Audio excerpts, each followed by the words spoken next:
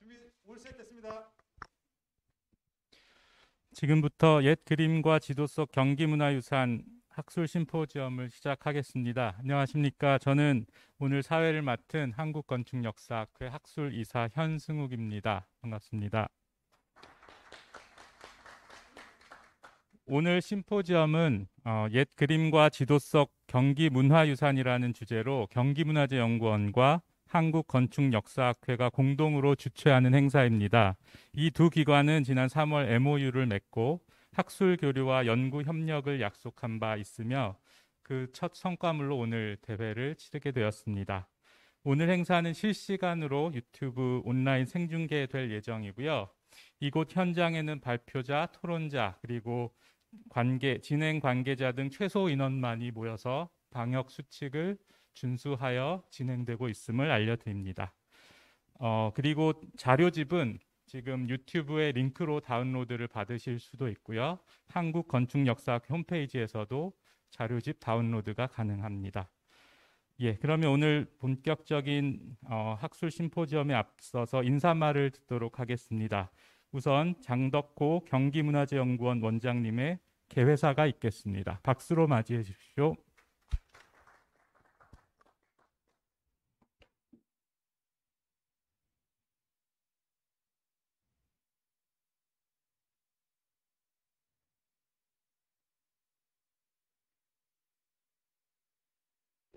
안녕하십니까. 경기문화재단 경기문화재연구원장 장덕호입니다.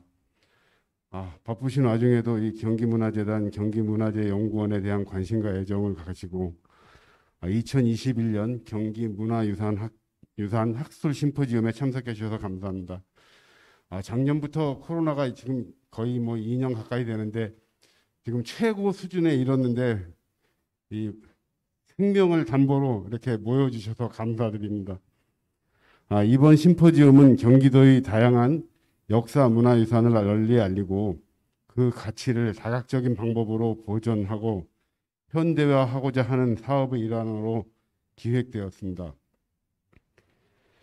그 첫 번째로 한국건축역사학회와 공동으로 옛 그림과 지도 속 경기문화유산이라는 주제로 경기도의 건축문화유산에 대한 가치를 재조명하고 이를 통해 경기도 문화유산을 활용하여 도민의 문화유산 향유의 기회를 넓히고자 합니다. 또한 옛 그림 및 고지도를 통한 경기도의 문화유산 원형 자료를 발굴하여 그림 속 문화유산의 현황 및 특징과 미래 가치를 활성화할 수 있는 방안 등을 모색하고자 하였습니다. 특히 경기문화재연구원과 한국건축역사학회 간 업무 협약 체결 및 공동사업 추진을 통해서 향후 다양한 형태의 문화유산 원형 복원과 학술 연구 활동에 많은 성과를 공유하는 계기가 되기를 기원합니다.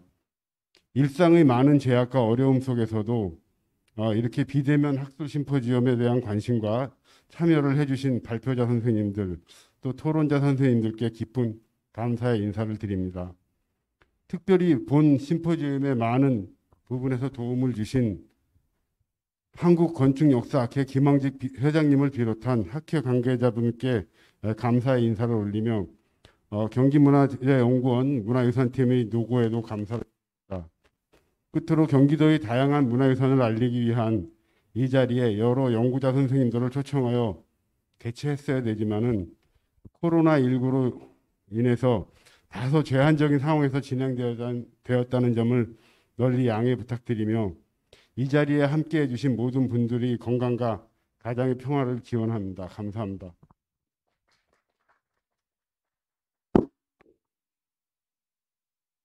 예, 감사합니다. 이어서 김황직 한국건축역사학회 회장님의 환영사가 있겠습니다.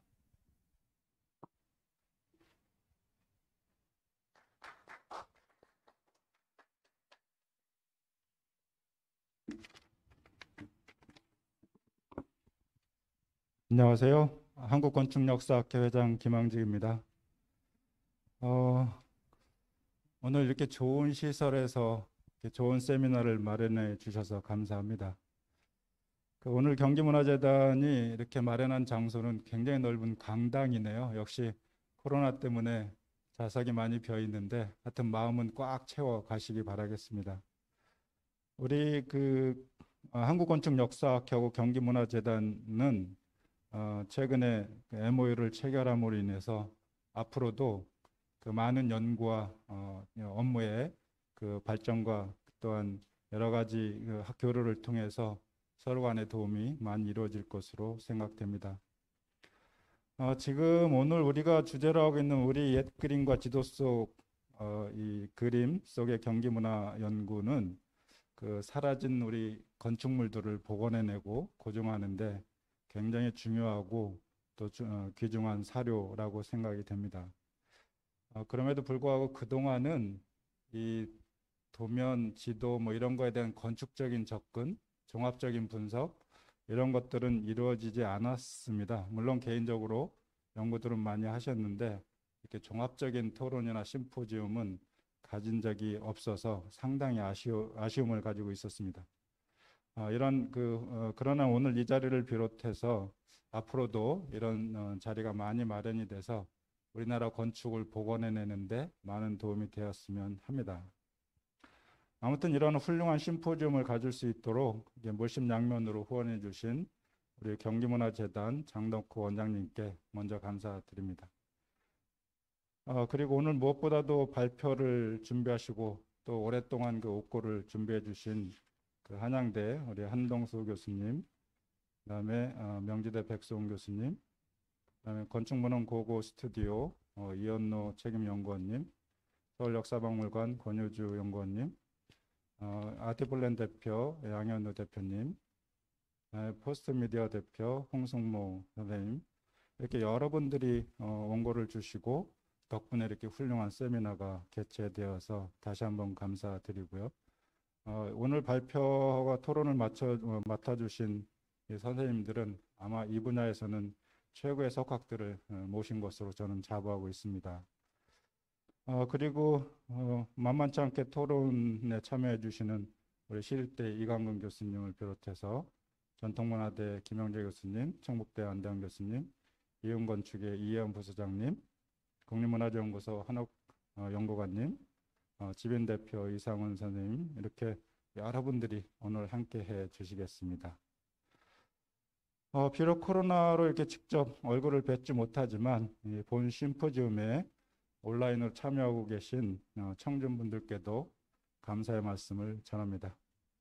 그리고 오늘 심포지움이 있기까지 자료의 취합, 편집, 출간에 이르기까지 경기문화재연구원의 박현옥 선생님과 노영균, 이진성, 최정 선생님, 그리고 오늘 사회를 맡아주신 저희 학회의 현승욱 학술이사님, 또 박정아 박사님께도 노고에 감사의 말씀을 전합니다.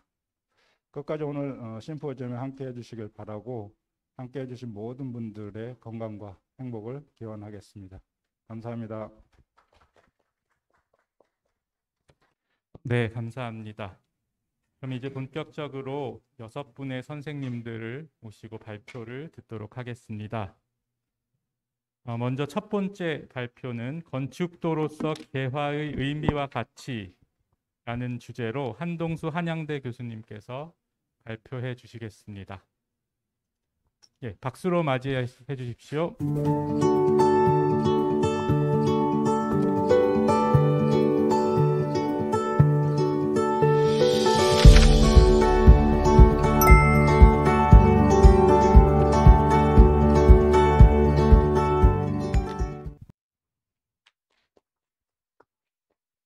네, 안녕하십니까. 방금 소개받은 한양대학교 건축학부의 한동수입니다.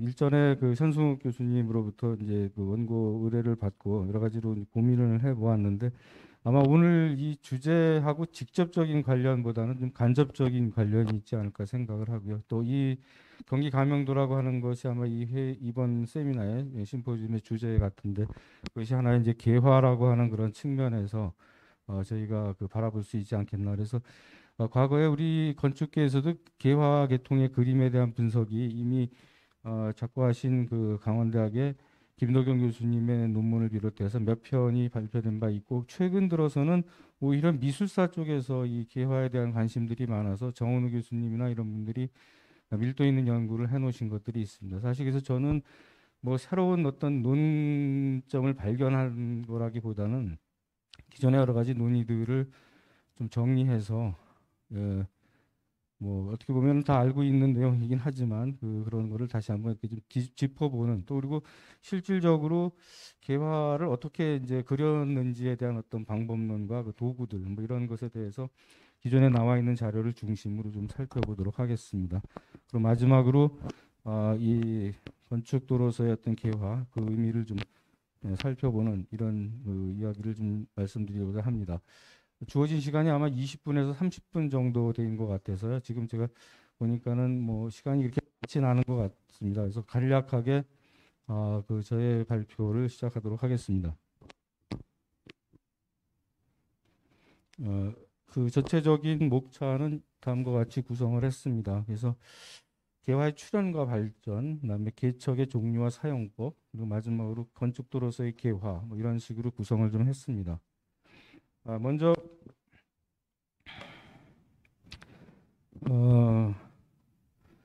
그래도 제가 좀 써놓기는 했지만 여기서 이제 그 개화라고 하는 것을 좀 정리를 해보면 지금 여기 보시는 바와 같이 궁실 누대와 같은 건축물과 수차, 선박 등의 기물, 그러니까 건축과 기기 같은 것들을 제작 또는 그것을 도면으로 그려서 이제 하는 것에서 출발했다라는 얘기를 하고 있습니다. 그래서 개화에는 두 가지 의미를 이제 포함이 되어 있는데, 하나는 회화 소재로서의 개화, 그리고 또 하나는 회화 기법으로서의 어떤 개화. 그래서 개척이라든지 계피를 이용해서 그리는 그림을 개화라고 이렇게 부르고 있습니다. 또 다른 말로는 뭐 대각이라든지 옥목이라든지 궁실, 궁관, 산수 누각도 또는 누각도 뭐 이런 표현들도 개화와 동일한 것으로 이제 사용이 된 바 있습니다. 영어로 되어 있는 저 두 가지 이제 글이 있는데 위에 있는 것은 그리는 방법에 대한 얘기를 좀 지칭하고 있는 것 같고요. 밑에 있는 것은 개화로 그려진 이제 공간에 대한 얘기를 이제 언급하고 있는 두 가지 영어로 번역된 그런 용어들이 있습니다.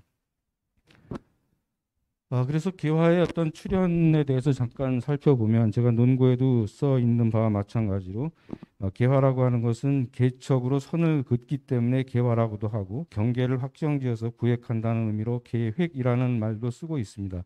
그래서 중국 전통 회화에서 하나의 어떤 특수한 분야로 이렇게 좀 자리를 잡고 있는 것을 볼 수가 있습니다. 그래서 이 여러 선생님들이 이제 글이라든지 중국에서 발표된 글들을 보면 대략 실질적인 개화의 출현은 위진남북조 시대를 전후로 한 시점에서 출현되지 않았을까라고 추정을 하고 있습니다. 그리고 그 고개지의 어떤 글을 잠깐 인용해 보면, 고개지가 논화라고 하는 그런 글에서 그림을 그리는데 인물이 가장 어렵고 그 다음이 산수이며 그 다음이 개화 말이다. 대사는 일정한 기물일 뿐 이루기 어려워도 좋아하기는 쉬우므로 천상 배우득이 필요치 않다라는 이런 언급을 한 게 있습니다. 여기서 이제 건물을 그리는 말이 있고, 실질적으로 개화라고 하는 것이 독자적인 어휘로 쓰인 것은 지금 보시는 바와 같이 도하견문기라고 하는 글에 개화라는 말이 등장을 하고 있습니다. 그래서 잠깐 보면은 지금 그림을 그리는 사람은 대부분 직척을 사용한다.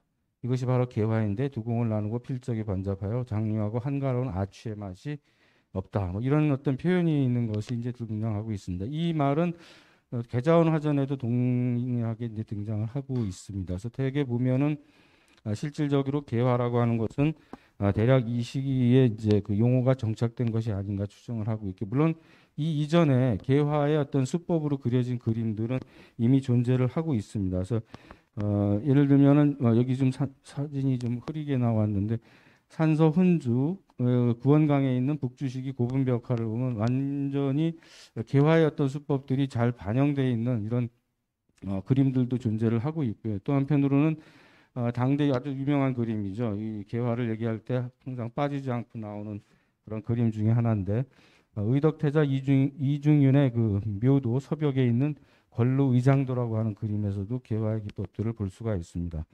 그리고 또 더 나아가서 이제 돈항에 있는 많은 그 막고굴에 있는 벽화들을 보면은 뭐 여기 하나의 예를 들었지만 239굴의 벽화에 있는 당대 사원의 건축 부분들을 보면은 이런 것도 역시 그 개화의 어떤 그 수법들이 이미 존재하고 있다라는 것을 알 수가 있습니다. 그래서 이 개화라고 하는 것이 이제 좀 전에 말씀드린 대로 이제 수당 시기를 거쳐서 송대에 이르러서 상당히 이제 그 정점에 이르게 되는 것을 볼 수가 있는데, 그 사이에 또 하나 예를 든다면 당나라 때 이사원이 그린 공원 도축 같은 그림에도 보면 개화의 어떤 수법들이 아주 잘 드러나고 있는 것을 볼 수가 있습니다. 또 하나 보게 되면은 이런 그 5대의 그 위향, 아주 대표적인 개화를 그렸던 그런 사람 중에 하나인데, 고사도본에도 보면은 그 개화의 그 기법들이 어느 정도 등장하고 있는 것을 볼 수가 있습니다. 특히 북송과 남송대 화원에 이르게 되면 이제 개화는 굉장히 정교해져서 송대 초기에는 곽충서와 함께 조백부 같은 사람이라든지 이런 사람들이 개화를 그리는 사람으로 등장을 하고 있습니다. 등춘이라는 사람이 화계라고 하는 데서 보게 되면 화원에서 개화가 가장 공교한데 오로지 신익을 서로 숭상한다라는 이런 말도 있고요. 그다음에 이 개화의 어떤 그 정점에 있었던 사람들을 든다면 바로 이 곽충서의 당명황 피서궁도 같은 것을 보면은 아주 개화의 어떤 그 수법들이 정점에 이른 것을 알 수가 있습니다. 그래서 이 곽충서라는 사람에 대해서 이제 평을 한 그런 글을 보게 되면은 그 송조 명화평이라고 하는 곳에 보면은 이 곽충서의 그림을 신품의 반열에 올려놓고 이것을 일러서 단청에 능하고 옥몽두관은 한순간에 뛰어난 물건이 되었다. 위로 접고 아래로 계산하여 시선이 일치하니 벽돌과 나무를 다루는 장인들의 본래 수법을 모두 취하였다. 그 기세가 높고 청아하며 문과 창이 깊고 은밀하여 당풍에 보완하니 특히 볼만함이 있다라고 해서 실질적으로 건축적인 어떤 그 이해도가 상당히 높은 것을 바탕으로 해서 그림이 그려졌다라는 것을 보여주고 있습니다. 이 이후에도 개화는 뭐 쭉 발전을 해 오다가 아무래도 이제 그 원대나 명청대, 명대 이런 데 이르게 되면은 소위 말하는 이제 그 문인화들이 이제 독보적인 자리를 차지하면서 개화는 이제 점차 장인들의 일로 이제 간주가 되는 것을 볼 수가 있습니다. 그래서 탕후라고 하는 사람이 화감이라는 데서 글을 한 거 보면 세상의 그림을 논하면서 반드시 그림에는 십상가가 있다고 하는데 산수가 으뜸이고 개화는 낮은 것에 놓는다라는 이런 표현을 한 것이 있습니다. 그래서 가장 저급한 어떤 그림의 그 품격으로 이렇게 폄하가 된 뭐 이런 어떤 상황들도 볼 수가 있는 것을 알 수가 있습니다. 그러나 이제 이 개화라고 하는 것이 그 비록 명청대에 이르러서 그 문인화가 독보적인 존재로 이제 성행을 하면서 이를 숭배하는 사람들이 이 개화를 이제 장기가 충만한 것으로 이제 경멸하는 이런 경향들이 생기기는 합니다. 그러나 그럼에도 불구하고 명달에 우리나라가 잘 알고 있는 구영이라는 사람이라든지 원광이라는 사람들이라든지 이런 사람들을 통해서 개화가 그 어느 정도 개성이 되는 것을 볼 수가 있습니다. 그리고 특히 이 개화의 어떤 수법들을 종합적으로 잘 보여주고 있는 것은 아무래도 양식례들이 아닌가 싶습니다. 명말 청대에 이르기까지 궁정건축과 원림, 능묘의 공정을 거의 독점했던 양식례 가문은 건축도로서의 개화의 기능을 충실히 계승하여 청말에 이르기까지 자신들의 모든 공정에 적극적으로 반영한 것을 볼 수 있습니다. 지금 여기 있는 것은 원명원의 건축도의 일부인데 개화의 수법과 뭐 산수화까지는 아니지만 사실적인 어떤 묘사들, 지형이라든지 환경에 대한 묘사들이 굉장히 정밀하게 이루어지고 있는 것을 볼 수 있습니다. 이러한 전통은 과거에 있었던 그런 개화의 어떤 그 수법들을 그대로 반영하면서 나타난 것이 아닌가 싶습니다. 다음은 개척의 종류와 사용법에 대해서 잠깐 말씀드리도록 하겠습니다. 사실 이제 개화를 어떻게 그리는가라는 것이 대단히 궁금한 그 부분 중에 하나긴 한데 아직까지 우리나라에서는 이 개화를 그리는 방법에 대해서 논한 논문이나 글들은 제가 이렇게 찾아보지를 못했습니다. 근데 중국에서는 몇 가지 그런 관련된 책들이 간행된 것이 있어서 그거를 좀 정리를 해봤습니다. 그래서 개화라고 하는 것은 보통 이제 조형의 정확성, 선의 균형을 보장하기 위해서 대개 직척, 소위 말하는 개척이라고 하는 것을 사용하는 걸 볼 수 있습니다. 건축물을 그리는 데 있어서 구도, 투시, 결구 이런 것들이 매우 높은 수준에서의 어떤 정교함들을 요구하고 있습니다. 그래서 보시는 바와 마찬가지로 그 좀 전에 말씀드린 조형의 정확성, 선의 균형을 보장하기 위해서 이제 직선, 직척이라고 하는 것을 이제 사용을 하는데 삼제도에 이런 말이 좀 나오고 있습니다. 개척으로 종이를 누르고 송곳으로 책을 꿰는다라는 말이 있어서 개척이라고 하는 것은 종이를 누르는 문진의 역할도 이제 같이 겸하고 있는 것을 볼 수가 있고요. 설림상기전 같은 데서 보면은 개척은 문방 도구이다. 경계를 그리며 선을 긋고 종이를 눌러주는데 수계를 받는 개척과 다르다라는 이런 뭐 표현이 있습니다. 이런 것으로 보면 개척이라고 하는 것은 선도 그리면서 또 한편으로는 종이를 눌러주는 이런 문진의 역할을 이중적인 것을 하고 있는 것을 볼 수가 있고, 개척의 또 다른 별칭으로는 유준시라는 말도 있고 격필통이라는 이런 말도 쓰이는 것을 볼 수가 있습니다. 그것은 제가 그 문장 속에 좀 자세히 써놨고요. 그래서 이런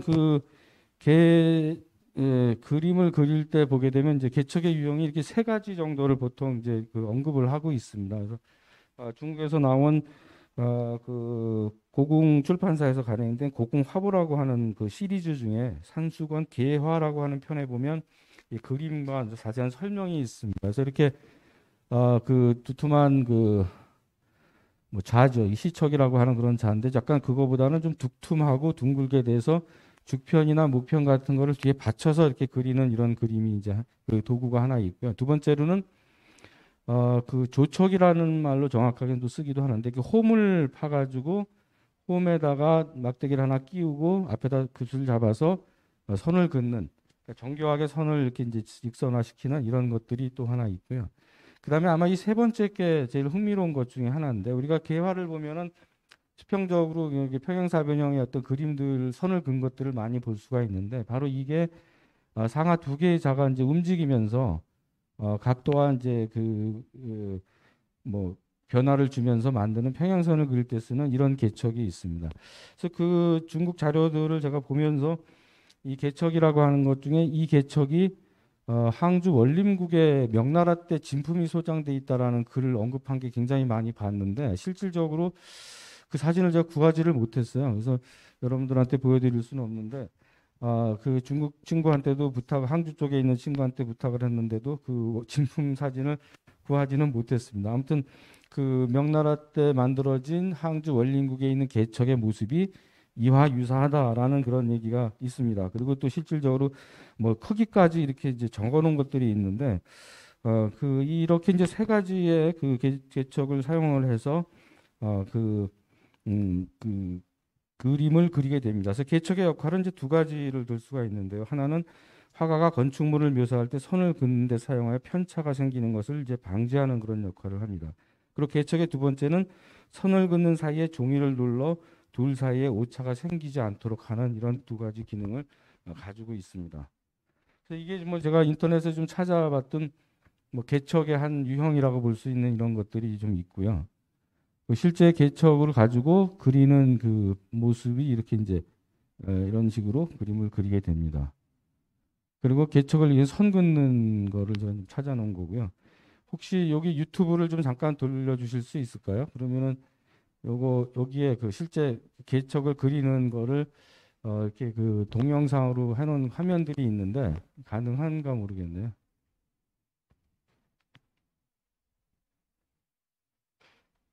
안 되면은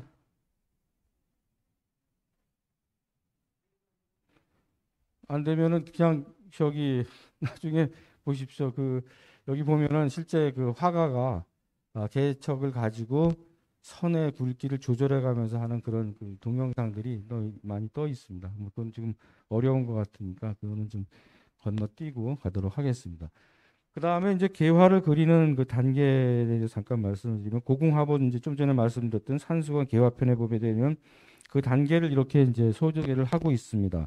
우선 초고를 또는 밑그림을 그리에 해당하는 기고, 윤곽선을 그리는 묵고, 음양을 주고 흑백과 깊이와 구조의 색을 표현하는 또 한 번의 묵고가 있고, 그리고 농담을 부여하는 색고, 마지막으로 전체적인 효과를 결정하는 설색으로 구분해서 이렇게 그림이 그려지는 어떤 단계를 이제 설명을 하고 있습니다. 아마도 우리나라에 남겨져 있는 여러 가지 개화의 계통의 그림들도 대략 이와 같은 과정들을 이제 거쳐서 이루어졌을 것으로 생각을 해볼 수 있습니다. 그리고 실제로 지금도 뭐 개화를 그리는 사람들이 대개 이와 같은 순서에 의해서 작도를 하고 있습니다. 그래서 실제 이거는 이제 이소덕의 그림을 임모를 한 거죠. 임모하는 과정을 좀 보여주고 있습니다. 그래서 이런 그 개화를 이와 같은 방식에 의해서 그려지고 있다라는 것을 이제 볼 수가 있습니다. 그 다음에 이제 그 끝으로 이 건축도로서의 어떤 개화의 의미와 이제 가치를 잠깐 말씀을 드리도록 하겠습니다. 그래서 그 개화라고 하는 것은 이제 우리가 건축도라고 하는 것의 어떤 출발점을 생각을 해보면 건축도라고 하는 것은 대개 두 가지 측면으로 만들어지는 것이 아닌가 싶습니다. 완성될 모습 또는 기존에 존재하는 건축물을 제3자에게 보여주거나 기록으로 남기기 위한 건축도. 또 하나는 건축물의 구축을 위해 설계를 하거나 시공할 때 정확한 공사의 집행을 위한 건축도. 이렇게 이제 구분해 본다고 한다면 대개 이제 이 두 가지 목적에 의해서 그려지는 그림들을 볼 수가 있을 것 같습니다. 그래서 어떤 이런 건축도로서의 어떤 개화의 어떤 수법으로 그려진 것 또는 어떤 그 도면들에 대한 얘기들을 한 것에 그 얘기를 찾아보면 대개 이제 이 두 개의 책을 많이 얘기를 하고 있습니다. 설원이라는 데 보면은 경군은 그림을 잘 그렸다. 제왕은 구중대를 짓기에 경군을 불러 그것을 그리도록 했다라고 하는 여기에서 이제 도면이 그려졌다라는 것을 이제 뭐 언급들을 하고 있고요. 또 하나 이 사기에 이제 나오는 이 글을 언급하고 있는데 이거는 사실은 그 그림을 그렸다라고 이제 얘기하기에는 조금 아직 이 문장 자체 해석으로 보면은 그 방사라는 말이 있기는 하지만 그것이 정말 그림을 어떻게 그렸는가라는 것을 구체화적으로 얘기를 하고 있지는 않습니다. 그리고 또 많이 인용하는 글 중에 하나가 바로 이제 이 글이죠. 고문진보 그 보후집에 보게 되면은 이제 유정원이라는 사람이 이제 쓴 제인전이라고 하는 유명한 글에 보면은 공실에 담을 그렸는데 한 척임에도 그 제도가 상세하고 정확했으며 치밀한 계산으로 큰 집을 짓는데 조금도 오차가 없었다. 그래서 어떤 식으로든지 또 그림이 이제 그려졌을 것으로 추정이 되는데 그 그림이 이 개화의 계통이다라고 직접적으로 얘기하기에는 좀 뭐하지만 그런 그 일맥상통하는 부분들을 가지고 있다라는 것을 이제 알 수가 있는 단서들이 있습니다. 그래서 제가 이 논거를 준비하면서 그 서유구의 임원경제제도 이제 개화에 대한 얘기가 많이 나오죠. 그 나오는 거 말고도 이 관화제고에 보면은 아주 흥미로운 그 글을 하나 찾았습니다. 개화균 간가라는 이런 말이 있어서 개화는 간가와 같아 장인은 벽 위에 그림 그리네. 아른거리는 부용성 비범하고 뛰어남이 노을빛에 보인다라 이런 시가 하나 있어요. 여기 보면 개화는 간가와 같다. 그래서 아마 우리가 간가도라고 하는 거를 이제 우리가 많이 얘기를 하고 있는데 그 간가도와 개화가 어떻게 같을까 보면은 이제 제가 그래도 써놨지만은 그 평행 등각 투시의 어떤 그런 방식 그런 거에 의해서 이제 그 평면을 추정할 수가 있는 것을 볼 수가 있죠. 그리고 또 하나 이제 일동 기유라고 하는 글에 이제 보면 일본의 기록이긴 한데 이렇게 이제 서양의 화법이 이제 들어와 가지고 정교해지고 실물과 같지 않은 것이 없다. 그래서 화법이 정교하지 않은 것이 없었다라는 이런 표현을 하는 것들을 볼 수가 있습니다. 그래서 개화는 거의 이제 도면으로도 인식할 수 있는 이런 여지들이 좀 있지 않겠나라는 생각을 합니다. 그리고 실질적으로 이제 우리나라 같은 경우도 보게 되면 이제 대략 그 개화들이 이제 우리나라에 수장됐던 어떤 기록들이 좀 보이고 있습니다. 그래서 뭐 예를 들면은 청명상화도 같은 것이 이제 우리나라의 이제 안평대군의 수장 목록에도 이렇게 등장을 하고 있는 것으로 봐서 그 그림이 어떤 청명상화인지는 모르지만 아무튼 그런 유의 그림들이 우리나라에서도 등장했다라는 17세기를 전후해서 이제 어떤 그런 그림들이 유입된 상황들을 볼 수가 있습니다. 그래서 뭐 개화를 좀 분석을 해보면 이렇게 이제 상세하게 어떤 건물들의 모습들을 우리가 이제 대략 다 추정해 볼 수 있는 이런 모습 내용들이 이제 있고요. 실질적으로 이제 이 개화를 어떤 등각 투시에 대한 내용들은 좀 시간이 걸릴 것 같아서 글에 있는 것을 그냥 여러분들이 참고하시는 거로 대신 하겠습니다. 그리고 끝으로 개화의 어떤 가치를 좀 살펴본다면은 예술성을 강조하고 감상을 목적으로 한다는 점에서 왜곡의 여지와 표현의 한계가 있기는 합니다. 그렇지만 둔각트 시도의 바탕에 의해서 실제 모습을 그대로 전달하는 것들이 있고요. 인면 또는 조감 내부에 붙은 구체적인 건축도로서의 기능을 복합적으로 표현하고 있는 장점이 있습니다. 그리고 건물의 구성 요소 세부를 사실적인 이미지로 전달을 하고 있습니다.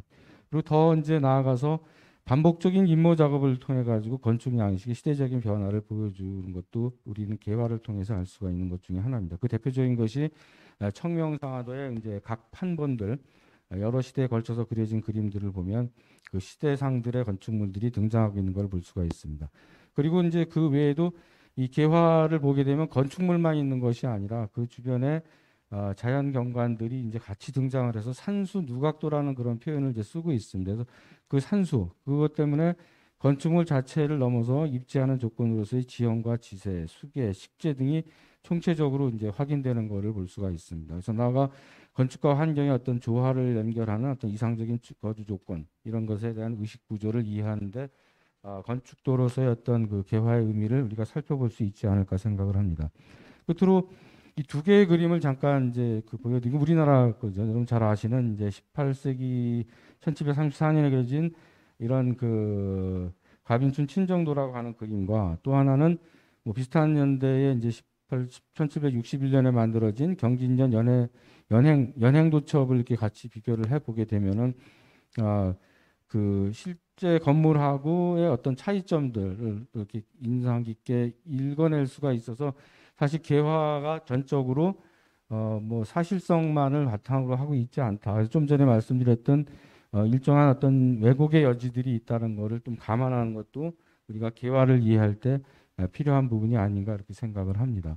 이와 같은 경우는 이제 중국 건축에 대한 그 산해관 쪽에 이제 그림을 그린 건데 중국 건축에 대한 이해를 이렇게 이제 굉장히 규칙적으로 이제 그려내는 이런 것들을 우리가 개화를 통해서 이해할 수 있을 것 같습니다. 기법에 대해서는 뭐 여기 글에 쓰여져 있는 그 내용들을 여러분들이 참고해 주시기를 바랍니다. 간단하게 제 발표는 여기서 마치도록 하겠습니다. 감사합니다.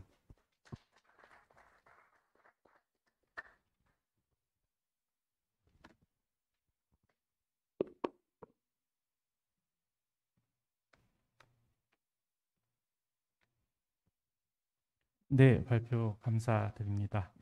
이어서 두 번째 발표 바로 진행하겠습니다. 삼성미술관 리움소장 아집도 대련 속 건축 연구라는 주제로 백소훈 명지대 교수님께서 발표해 주시겠습니다.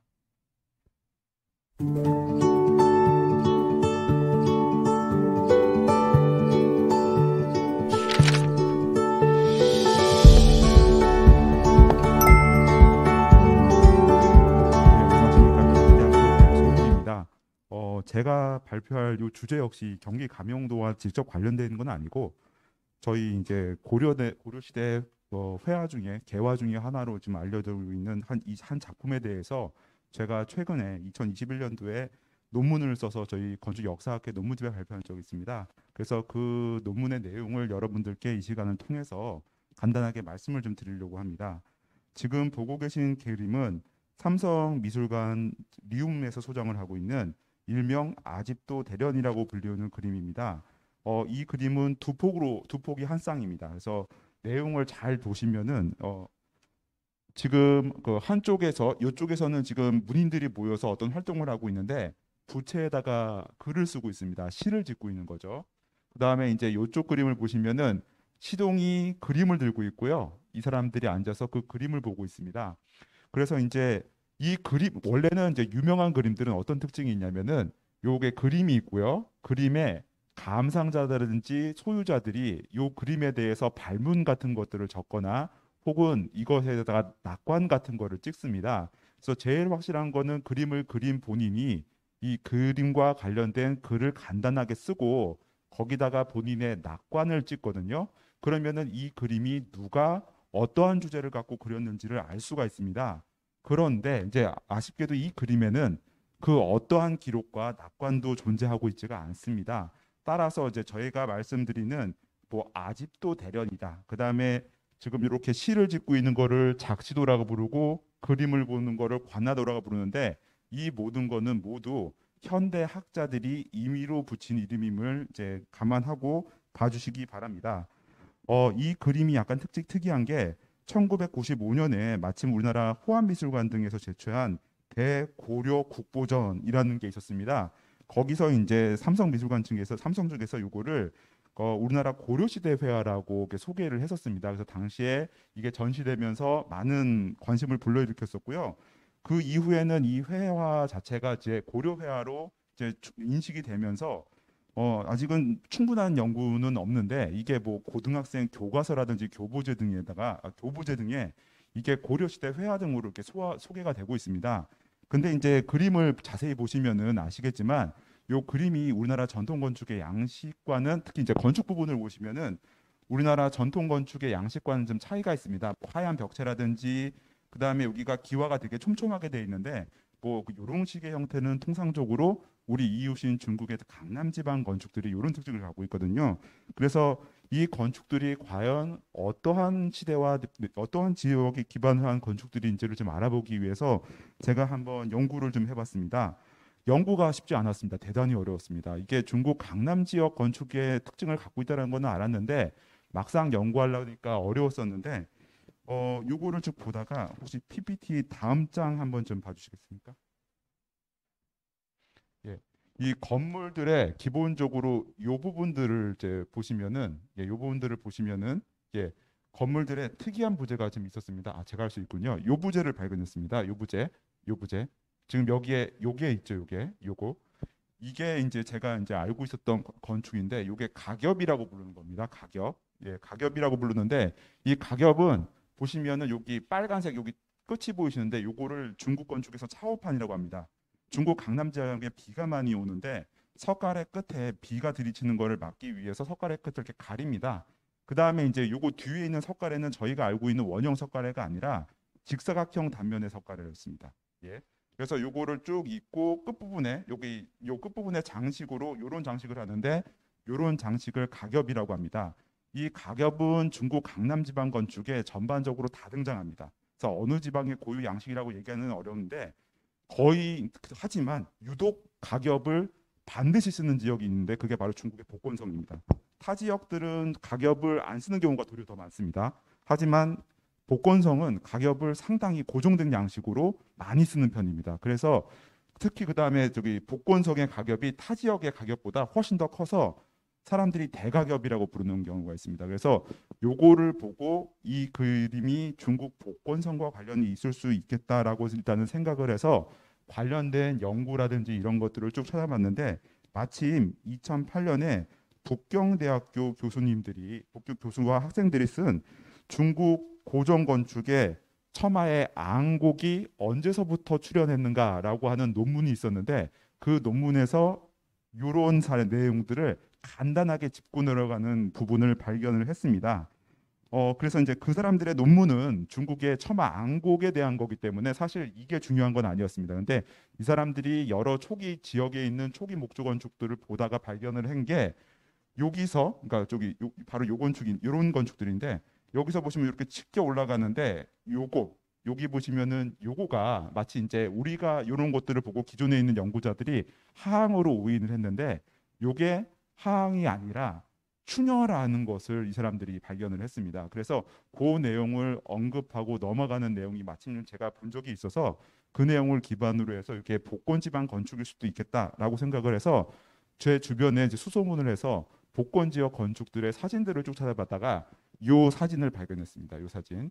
요게 지금 복건 지역에 있는 사봉사 대웅보전 건물인데 사실 제가 보기에는 이 사진 한 장이면 거의 끝난다고 봅니다. 요 사진을 보시면은 이 그림에 그려져 있는 구조와 거의 유사합니다. 거의 유사한데 특징을 보시면은 아까 말씀드린 가겹이 있죠. 그다음에 차오판이 있습니다. 가겹이 있고 차오판이 있고 그다음에 여기 밑에 하항형 공포가 있는 하항을 끼고 있는 공포가 있는데 요거 위에 요 부분이 여기도 존재하죠. 요게 바로 그 북경대 연구진들이 얘기한 하항형 형태의 추녀라는 겁니다. 바로 얘가 추녀입니다. 그래서 이게 이제 사봉사 대웅 보존과 대단히 유사함을 이제 발견을 하게 됐습니다. 그래서 이런 것들을 근거로 해서 제가 이제 쭉 얘기를 하겠습니다. 이게 바로 그 북경대 연구진의 연구팀인데요, 연구팀인데 저희가 기존에 알고 있었던 내용은 대략적으로 이렇습니다. 이게 왼쪽이 중국 하남성에 있는 초조함 대전에 여기 귀포 모습인데 여기를 보시면 여기 하항을 끼고 있는 공포인데 여기랑은 다르게 요 끝부분에 추녀와 하항 요 귀포 귀환대 사이에 이런 부재가 있는데 요 부재를 영조법식에서는 앙 중에서 하나가 더 따라온다 해갖고 유앙이라고 부르고 있는 부재입니다.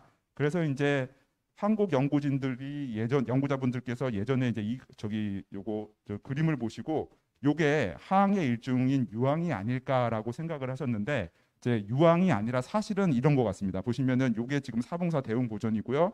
요것과 유사한 각도를 제가 중국 강남 지방에 일반적인 여기 모서리 구조를 갖고 왔는데 요게 일단은 추녀고요.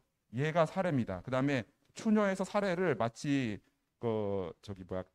꽃눈이 그러니까 저기 가지가 새싹이 돋듯이 딱 털어서 이걸 눈창이라고 부릅니다. 눈창이라고 부르는데 요 눈창을 올리고요. 얘와 얘의 각도가 너무 크기 때문에 여기에 편단목이라는 뒤에서 잡아채는 요런 부재를 답니다. 근데 요거를 보시면은 이제 이런 것 같습니다. 요거 추녀가 나와서 하항으로 변하고요. 그다음에 눈창이 있는 게 아니라 거의 요 편단목 위치에서 이렇게 사례가 여기서 오는 것 같습니다. 그래서 요렇게 되는 구조가 중국 사봉사 대웅 보존의 구조로서 보입니다. 즉 저희 그림에서 봤던 요 하항 형태의 요 부재가 추녀라는 얘기죠. 예. 그래서 이제 요거를 이제 대략적으로 거의 확인을 할 수가 있었습니다. 그러면은 요 추녀가 어느 지역에서 어느 시기부터 발견되냐라고 하면은 다른 지역에선 전혀 안 보입니다. 오로지 중국 복권 지역에서만 보입니다. 예. 중국 복권 지역, 특히 이제 중국 복권 지역이 저희가 지금은 복권이라고 부르지만 예전에는 민이라고 불렀는데 이게 민복 지역에서 주로 보입니다.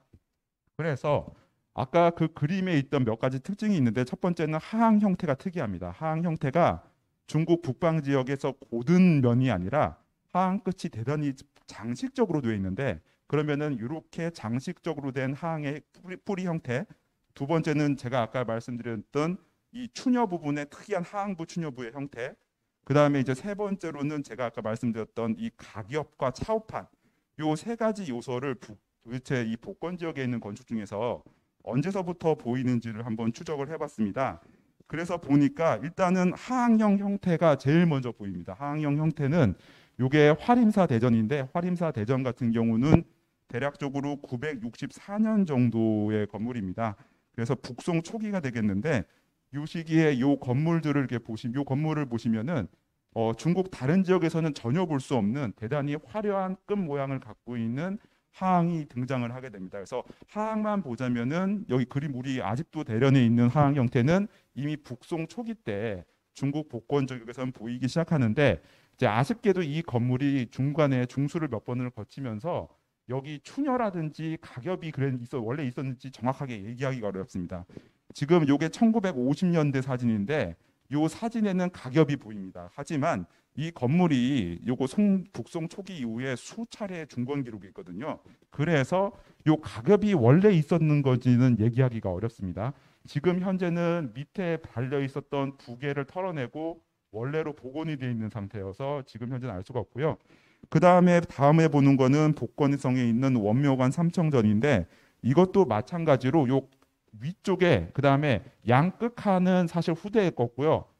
모서리 구조가 남아있지 않습니다. 이것도 북송 시기 건물인데 가운데 세 칸의 내부만 이게 북송 시기의 건물인데 하항을 확인할 수 있습니다. 내부에 보시면은 북송 시기 하항이 남아 있어서 하항의 부리는 아직도 대련의 부리와 유사하게 화려한 곡선 형태라는 걸 알 수가 있는데 나머지 부분은 잘 모르겠고 대신에 여기 끝에 가겹이 있는데 이 끝 부분은 청나라 때 중수가 된 거라 갖고 가겹이 송대 형식인지는 모르겠습니다. 다음으로 이제 요게 중요한 게 요 그림입니다. 요 그림이 1082년에 만들어진 용천사의 도탑입니다. 흙을 구워서 만든 탑인데 요 탑을 보시면은 일단은 여기에 최초로 확실하게 추녀가 하항 형태로 만들어진 형태가 여기서 나옵니다. 저도 지금 눈이 안 좋아서 잘 안 보이는데 여기서 보시면은 이거 하항 형태가 쭉 오다가 맨 위에 뾰족하게 튀어나온 게 하항이 아니라 추녀의 위치입니다. 그래서 여기서 추녀를 하항 형태로 만든 형태가 최초로 나오고 그 다음에 풍화 때문에 약간 정확한 형태를 알 수는 어렵지만 하항의 부리 형태도 약간 곡선의 느낌이 좀 들어가 있는 모습이 여기서 보입니다. 요게 연도가 1082년입니다. 그 다음에 있는 중국 복권 지역에 주로 이제 탑들을 보시면은 이렇게 하항의 부리 형태라든지 그 다음에 저기 아까 저기 추녀부 이런 것들이 계속적으로 하항형 추녀가 계속적으로 쭉쭉쭉쭉쭉 보이고 있습니다. 너무 길게는 말씀을 안 드리겠습니다. 근데 약간 한 가지 헷갈리는 부분이 요겁니다. 뭐냐면은 가격이죠, 가격. 가격이 중국 국내에서 언제서부터 형성되었는지 아무도 알지 못합니다. 예. 사실 가격에 대한 연구는 제가 여태까지 한 번도 본 적이 없습니다. 그래서 가격이 최초일 수 있겠다라고 하는 사례는 요겁니다. 요 중국 복건성에 있었던 감로사 건물인데 이게 1960년대인가 그때 발견됐다가 곧바로 저기 조사를 하기 전에 한 번 1차 조사를 하고 불이 나갖고 싹 다 사라집니다. 예, 그래서 지금은 복원된 것만 있는데 옛날 사진들을 보면은 거기에 가격이 있습니다. 이 건물의 가격이 약간 좀 시기상 좀 좋은 게 이 건물이 동굴 속에 있습니다. 그래서 저기 비를 거의 안 맞거든요. 비를 거의 안 맞았고 이 건물은 확실하게 남송 시기 때 창건됐다라는 욱서명이 있습니다. 그 다음에 명나라 때 지붕 기와 같은 것들을 조금 수리한 흔적이 좀 있습니다. 기록도 있고 흔적이 있습니다. 그래서 요 가격이 남송식일 것일 수도 있는 가능성은 있습니다. 하지만 여전히 가격이 도대체 언제서부터 시작됐는지는 아직은 확인할 수는 없는 상황입니다. 다음으로 내부에 있는 일부 건물들의 대략적인 내용적인 것들에 대해서 말씀을 드려보겠습니다. 그림 내부에는 총 3채의 건축이 표현되어 있는데 그 중에 하나가 요 페루입니다. 요 페루를 보시면은 지금 우리나라에 있는 여러 가지 그 문들과는 약간 좀 다른 느낌을 갖고 있죠. 특히 이렇게 가세를 이용해서 받치는 형식은 중국에서 대단히 보편적인 방식입니다. 근데 이제 요 중국에서 페루라고 불리는 요 건물 중에서 가장 빠른 사례는 남송 시기 걸로 추정이 되는 요겁니다. 돌로 만든 건데 요건데 요 형식은 좀 다르죠. 그 다음에 요거를 이제 연구하다가 최초의 학자들은 저기 관심을 가진 게 요거의 공포 형식인데요. 이 공포가 하항을 갖고 있어서 요 공포를 쭉 봤다는데 사실 전체 구조를 보면 좀 이상합니다. 왜냐면은 하층 지붕 위에 용마루 위에다가 다시 상층 지붕을 올렸습니다. 이거 최초의 저는 한 1년 동안 구조적으로 불가능하다, 거짓이다, 잘못 그린 거다라고 생각을 했는데 이게 사실을 제가 또 자료를 계속 찾아보니까 있더라고요. 이게 청나라 때 찍힌 중국의 중국 복권 옆에 있는 광동성에 있는 한 페루인데 이렇게 용마루에다가 기둥을 억지로 박아서 2층 지붕을 올린 사례가 있긴 합니다. 그 다음에 또 요 페루에서 하나 주의해야 될 게 이쪽에 있는 단청인데요. 요 단청이 기본적으로 선자체와 유사한데 선자체화라고 하는 거는 청나라 때 관식체화 기법이고요. 명나라 때 관식체화로서 자리를 잡기 시작하는데 출현은 지금 요게 지금 원나라 때 지금 무덤입니다. 원나라 때 무덤에 보면은 여기서 선자체화가 계속적으로 발견이 되는데 요게 전반적인 구도 형식이라든지 이런 것들이 아직은 규격화가 되어 있지 않은 모습들이 원나라 때 주로 이제 지상 건축과 지하 무덤에서 많이 발견됩니다. 그래서 아직까지 표준 형식으로 자리를 잡지 않은 그러한 식의 선자체화가 일부 보이기 때문에 요 단청의 시대를 봐서는 전반적으로 원나라 때 혹은 명나라 전기가 아닐까라는 그런 추측을 해봤습니다. 다음으로 이제 건물 중에서 청당 건물이 하나가 청당입니다. 요 건물인데 어떤 분은 어떤 지나가는 간략하게 쓰신 글에서 요 건물을 2층 건물이라고 말씀하신 분이 있는데 2층 건물로 보이지 않고 요거는 중국에서 한동안 인기가 있었던 가운데가 돌출된 형태의 건물로 보입니다. 중국에서는 이렇게 가운데가 요거 보고 계신 그림들은 요거는 남송시대 그림, 원나라 때 그림, 요것도 남송시대 그림인데 전반적으로 정칸을 다른 데에 비해서 앞으로 돌출시키는 이런 식의 표현들이 있습니다.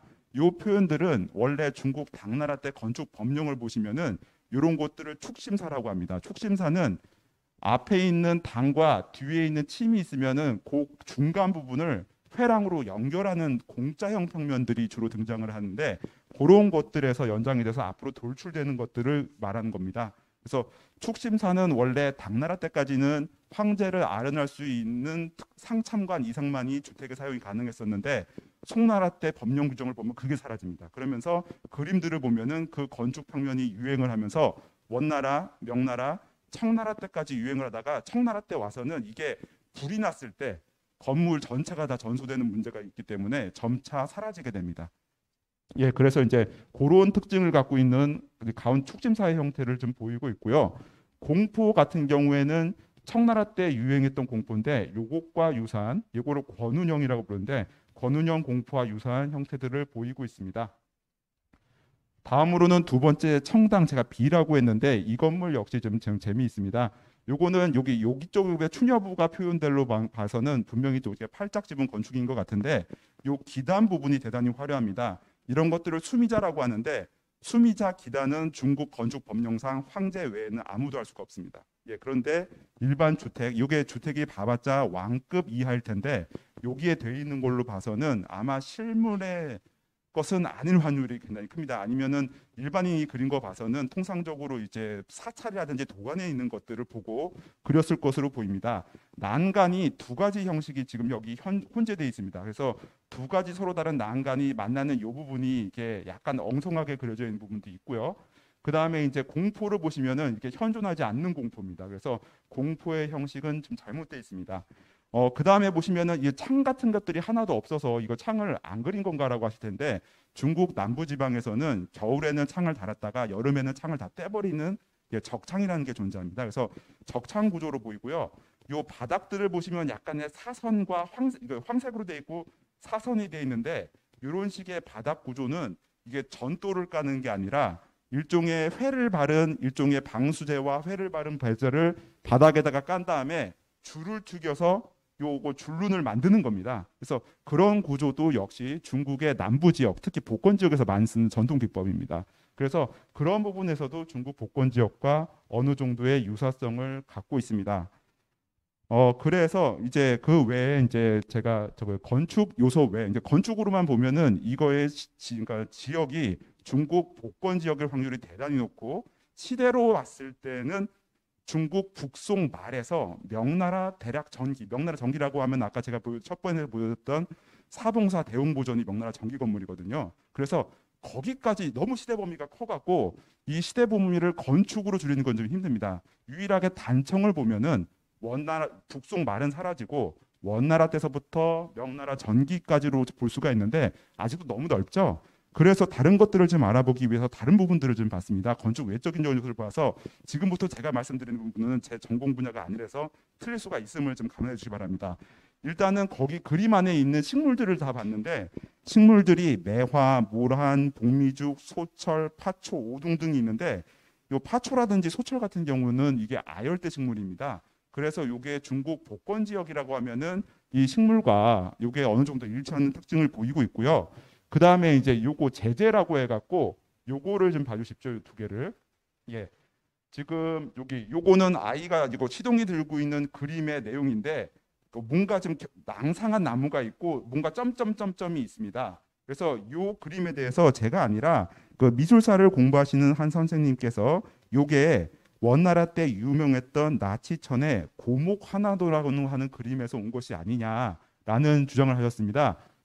저도 어느 정도 일리가 있다고 봅니다. 왜냐하면 나치천 이전에 그다음에 원나라 이전에 겨울에 앙상한 나무에 까마귀들만 날고 있는 모습을 그린 적이 없습니다. 그래서 이런 모습들이 어느 정도 일치한다는 걸 같고요. 그다음에 요 밑에 있는 그림을 보시면은 하나는 중국 원나라 때 조맹부, 요거가 조맹부의 용마도 말을 씻기는 그림이고요. 오른쪽이 우리 관아 여기 아집도 대련에 나오는 말을 씻기는 그림이 있습니다. 그래서 전반적으로 봤을 때 이 두 소재가 중국 원나라 때 최초로 등장했던 소재라는 걸 증명했을 때 이 그림들은 그 소재를 인용한 원나라 혹은 원나라 후기 혹은 명나라 초, 그러니까 확실히 원나라 후기 이후의 그림들인 것은 이제 확실한 것으로 보입니다. 그 다음에 마지막으로 결정적인 요소가 사람들의 복식이었습니다. 요 왼쪽에 있는 거는 행원 아집도라고 해서요. 1437년 명나라 전기에 그려진 그림이고요. 요게 아집도 대련들의 사람들인데 복식을 보면 대단히 유사합니다. 요 복식을 볼 때 대단히 어려운 부분이 시대를 복식만 보고 되기가 어려운데 여기서 결정적인 요소가 이 가슴에 있는 황금수입니다. 요런 것들을 흉배 혹은 박자라고 부르는데 가슴과 등에 금색 실을 이용해 갖고 수를 놓는 거는 명나라 태조가 최초로 규정으로 정하는 겁니다. 그 전에는 없었습니다. 그래서 명태조 20몇 년으로 기억나는데 그때 최초로 요거를 명문 규정으로 만들어서 날짐승과 들짐승들을 각각 문간과 무간에 가슴과 등에다가 술을 놓게 되는데 최초에는 이 술을 옷에다가 직접 금실로 놨다가 이게 옷이 헤어지면은 술을 버려야 되는데 이 술값이 너무 비싸기 때문에 나중에는 술을 별도의 네모난 천에다가 그다음에 금색실이 아니라 채색실을 이용해 갖고 거기다 술을 놓은 다음에 옷을 바꾸면은 거기다 그것을 꼬매는, 이걸 박자라고 하는데 박자를 꼬매는 방식으로 바뀌게 됩니다. 그런데 이제 이런 형식은 주로 명나라 전기 때의 모습이죠. 이런 식의 모습은 우리나라 1400년대 1445년인가 그려진 그림 중에서 신숙주의 초상화가 있습니다. 거기에도 이런 형식으로 그려져 있습니다. 당시에. 그래서 이게 명나라 전기 아니면 우리나라 조선시대 전기 모습일 수가 있는데 그 중에 하나 요 사람이 문제입니다. 왜냐하면 명나라 전기 때는 색깔이 세 가지 색깔이었습니다. 옷이. 그래서 보시면은 빨간색을 비색이라고 부르고요. 그 다음에 청색, 그 다음에 녹색 이렇게 세 가지 색으로 원래 구성이 되어 있는데 이 사람은 검은색에 가까운 옷을 입고 있습니다. 그래서 이걸 검은색으로 봐야 될지 아니면은 이제 중국 관복 중에서 전통적으로 원래는 자색, 보라색이 쓰였었는데 이게 보라색이 퇴색된 것인지는 정확하게 모르겠습니다. 이거는 연구가 필요하다고 보는데 만약에 저는 이거를 보라색이 퇴색된 거라고 일단은 봤습니다. 그래서 보라색이 퇴색된 거라고 본다면은 중국 명나라 태조 때 관복을 20 몇 년 동안 계속적으로 제도를 정비를 하는데 중간 과정쯤에 자색을 한 번을 취소를 합니다. 취소를 합니다. 그래서 자색이 정식으로 취소되기 전에 그 당시에 한번 존재하지 않았을까라고 생각을 해봤습니다. 그래서 만약에 이 가설이 맞다라고 한다면은 이 그림은 명나라 초기 때의 인물들을 그린 것이라고 생각을 해봤습니다. 예, 그래서 이제 결론을 이렇게 말씀을 드리도록 하겠습니다.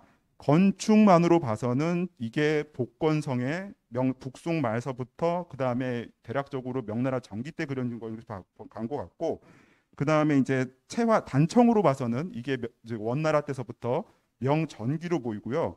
다른 여러 가지 특징, 특히 이제 복식으로 봤을 때는 명나라 건국 초의 모습이 아닐까 하는 그런 추측을 해봤습니다. 그러면 이제 이 그림이 과연 어떠한 식으로 우리나라에 들어온 것일까라고 하는 그런 생각을 좀 몇 가지를 해봤습니다. 만약에 이 그림이 진짜 고려 사람이 그린 거다, 고려에서 그려진 것이다라고 한다면은 고려 사람이 중국에 가봐서 이 모습들을 보고 그렸거나 아니면은 중국에서 그려졌던 그림들이 한국으로 들어온 다음에 그 그림들을 보고 누군가가 그렸을 확률도 있습니다. 왜냐하면 이게 여러분들 보시는 이게 김홍도가 그린 서나집도라는 그림입니다. 이 그림을 보시면은 중국 송나라 때 인물들의 복식, 그다음에 이거는 송나라 때 게 아니라 대략적으로 송나라식과 청나라식이 섞여 있는 건축 양식인데 이런 것들이 아주 잘 묘사가 되어 있습니다. 김홍도가 사실 송나라 때 이거를 어떻게 알겠습니까? 당연히 전해지는 여러 가지 그림들을 보고 따라 그린 것이죠. 그래서 이런 가능성도 있고, 그 다음에 이제 저희 토론자께서는 김영주 교수께서 말씀을 해주셨는데 혹시 이제 중국 복건성, 왜냐하면 중국 건축 양식에 대한 상세한 묘사의 정도로 봤을 때 중국 복건성 출신의 화공이 그린 것이 어떻게 고려로 들어온 것이 아닌가라고 하는 가설도 충분히 가능해 보다고 합니다. 그래서 전반적으로 이 부분에 더 상세한 내용에 대해서는 좀 더 다양한 분야에 대해서 연구가 지금 필요하다고 봅니다. 예, 이것으로서 발표를 마치도록 하겠습니다. 감사드립니다.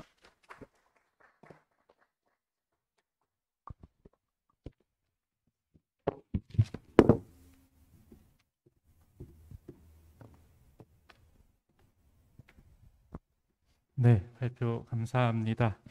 이어서 세 번째 발표 듣겠습니다. 읍지와 고지도 속 통진이라는 제목으로 이연노 건축문헌고고 스튜디오 책임연구원님께서 발표해 주시겠습니다.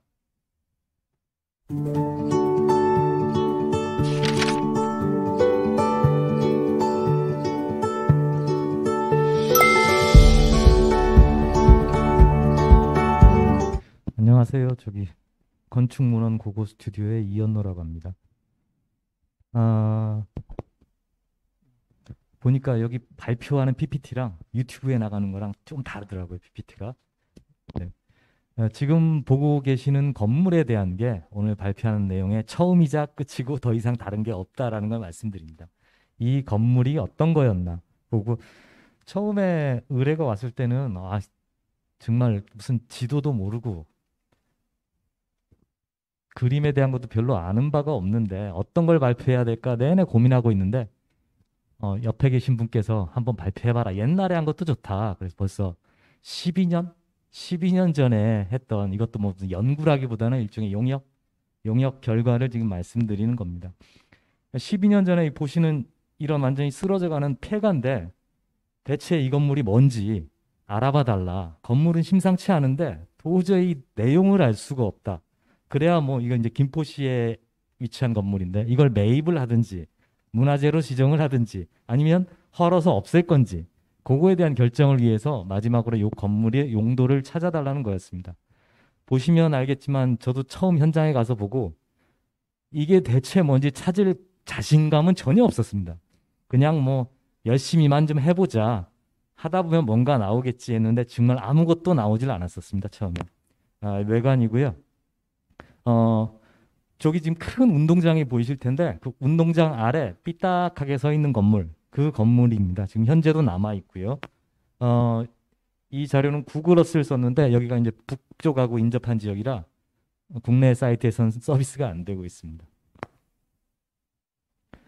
정면이고요. 뒤쪽에 보면 또 덧달아낸 건물이 있는데 조금 뭐 블록 구조로 돼 있어서 이게 후대에 만들어졌을 가능성이 크다라는 게 알려졌고요. 근데 안쪽에 들어가서 보시면 화반의 형태라든지 저기 있는 대공의 형태가 굉장히 초각이 화려하게 베풀어져 있어가지고 이게 결코 주택은 아니겠구나라는 건 확실했습니다.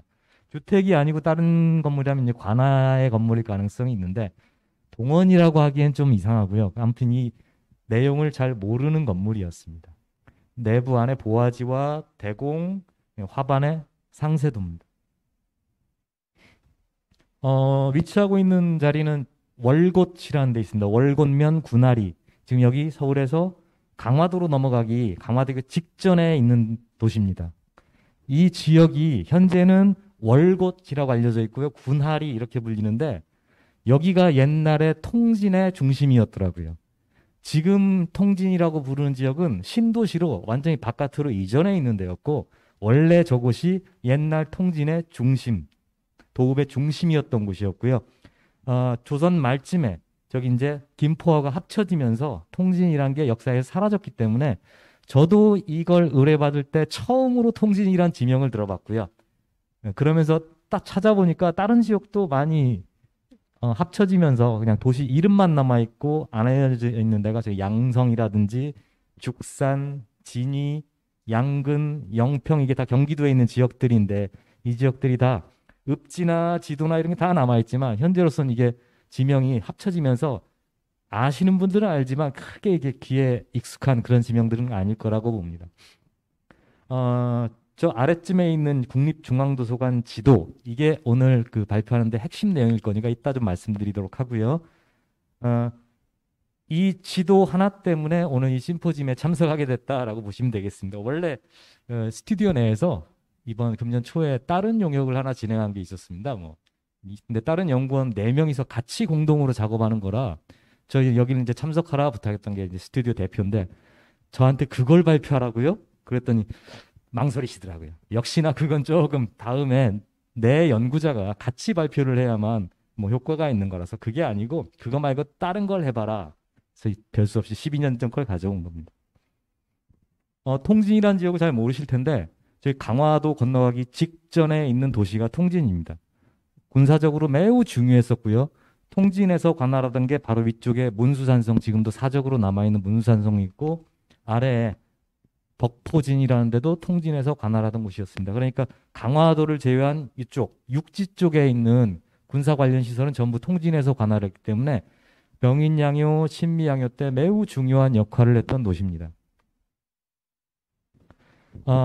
오늘 발표드리는 내용은 저는 김포시만 써 있는 줄 알았더니 이 PPT 준비하다 보니까 밑에 용역을 했던 기관도 써 있더라고요. 재단법인 한월문화유산연구원 여기에서 진행한 용역입니다.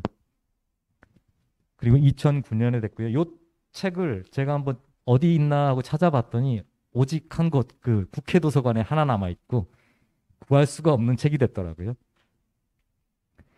제일 처음에 그 용역을 의뢰받고 나서 할 수 있는 일은 읍지를 찾는 것밖에 없었습니다. 읍지. 그래서 통진과 관련된 읍지들을 쭉 찾았는데 가장 널리 알려져 있는 게 여지도서니까요. 여지도서는 뭐 쉽게 알 수 있고 지금도 국사편찬위원회에서 인터넷으로 검색할 수 있게 서비스를 해주고 있기 때문에 쉽게 접근 가능하실 겁니다. 그리고 지금은 저기 규장각 소장된 읍지들이 규장각 홈페이지에서 이게 열람이 되는데 그때 당시는 열람이 됐었는지 안 됐는지 기억이 안 나는데 저는 출판된 책들로 봤었거든요. 그래서 그 나머지 세 개가 규장각 소장본이고요. 현재는 규장각에서 모두 열람이 가능합니다. 그다음에 네 번째 있는 게 일본 천리대, 텐리대 소장한 읍지인데 이건 이제 국내에 지금 들어와 있는 건 저기 국립중앙도서관 거기에 복사본 한 질이 있습니다. 그리고 아마 텐리대에서 이걸 공개를 했는지 어쩐지 모르겠는데 그 여부는 제가 확인해 보지 못했습니다. 이렇게 5개 정도의 읍지가 통진과 관련된 게 찾아졌고요. 그다음에 이 용역 이후에 국립고궁박물관에서 소장하고 있던 읍지를 이게 자기 홈페이지에 이렇게 공개를 해놨는데 제가 알기로는 그 전국에 있는 읍지 한 세트를 그냥 그 자리에서 계속 PDF로 볼 수 있는 거의 유일한 사이트가 아닌가 생각하고요. 저 읍지는 그래서 공개된 지 얼마 되지 않기 때문에 사람들 연구에서 많이 빠져 있는 상태입니다. 저희도 얼마 전에 용역을 진행할 때 저 고궁박물관 소장 읍지가 굉장히 큰 역할을 많이 했습니다. 네. 요 정도의 읍지가 소장되어 있다고 생각하시고 이 외에도 뭐 어디 또 개별적으로 가지고 있는 데가 있으면 공개되면 좋겠는데 읍지 내용이 모두 같을 거라고 베껴서 똑같을 거라고 생각하시지만 사실은 개별 내용들이 전부 다르게 기술된 경우가 많습니다. 이따 통진 보여드리겠지만 그래서 이번 6개 읍지 중에 제일 마지막에 있는 읍지는 대상이 안 됐고요. 그 다음에 다시 제가 찾아봤는데 통진 관하에 대한 내용이 저 읍지는 기록이 안 돼 있더라고요. 대상이 되는 건 위에 5개의 읍지가 되겠습니다. 근데 여지도서에 저기 공해조에 딱 건물이 2채 있습니다. 객관하고 아사만 써 있어서 아까 그 건물이 객관은 아닌 것 같고요. 그렇다고 저 아사라고 얘기하는 건 너무나 날로 먹는 거여서 뭔가 또 다른 자료가 필요했습니다. 이게 1842년 통진부 읍지인데 역시 객사, 산문 뭐 이렇게 간략하게 기술돼 있어서 그 건물이 이 중에 어떤 거다라는 건 비교하기 굉장히 곤란했습니다. 1871년 읍지 조금 더 자세하게 기록이 돼 있지만 이것도 조금 정확히 비교하기 곤란한 거였고요. 이 다음 게 이제 규장각이 천리대 소장 읍지도 역시 별 내용이 없었고 이게 이제 규장각 읍지인데 매우 자세하게 통진부 관할을 구성하고 있는 건물이 기록이 돼 있었습니다. 근데 정말 우연스럽게 이런 읍지를 보게 된 거지 다른 읍지에서도 이렇게 매우 자세한 걸 기대하는 건 좀 무리고요. 정말 기록돼 있으면 천운이다, 고맙다, 감사하다 이렇게 표현해야 되는 경우였습니다. 그래서 여기에 기록되어 있는 각각의 건물들을 이제 비교를 해봐서 칸수를 비교를 해봐서 현재 남아있는 건물과 그 중에 같으면 그 건물이 그게 되겠다. 그렇게 작정을 하고 작업을 했는데 그 건물이 14칸짜리입니다. 14칸. 도리통 7칸, 양통 2칸에서 14칸짜리 건물인데 14칸짜리를 비교해 보니까 제일 아래에 있는 객사 14칸인데 형태가 이게 도저히 객사는 아니고요. 내야 16칸 있는데 이거 내야는 또 아닌 것 같고요. 형태가. 그 다음 저기 이제 작청 21칸? 14칸짜리인데 이건 21칸이라고 그래서 거의 모든 건물을 자세하게 기록해 놓은 읍지였는데도 실제 건물을 비교하는 게 불가능했었습니다. 이렇게 하고 이제 일을 끝마쳐야 되는데 한번 그럼 지도들 한번 보자. 모든 읍지에는 앞에 지도가 포함이 돼 있고요. 역시 규장각에서 요즘에 이제 칼라로 된 것까지 굉장히 자세한 화질로 공개하고 있기 때문에 내용을 볼 수 있습니다. 먼저 읍지에 들어있는 지도들부터 보도록 하겠습니다. 이게 이제 여지도세에 있는 건데 제가 방향을 다 맞춰놨기 때문에요. 왼쪽 위에 있는 저 산성, 저게 문수산성입니다. 문수산성. 다음에 가운데 이쪽에 있는 게 현재 통진부고요. 통진부 관하들이 위치하고 있는 데입니다. 이게 통진부 관하들이고요. 덕포진이 이 아래에 있는데 이건 다른 쪽에 조금 현대 개념하고 좀 다르게 다른 쪽에 묘사되어 있는 게 좀 특징적입니다.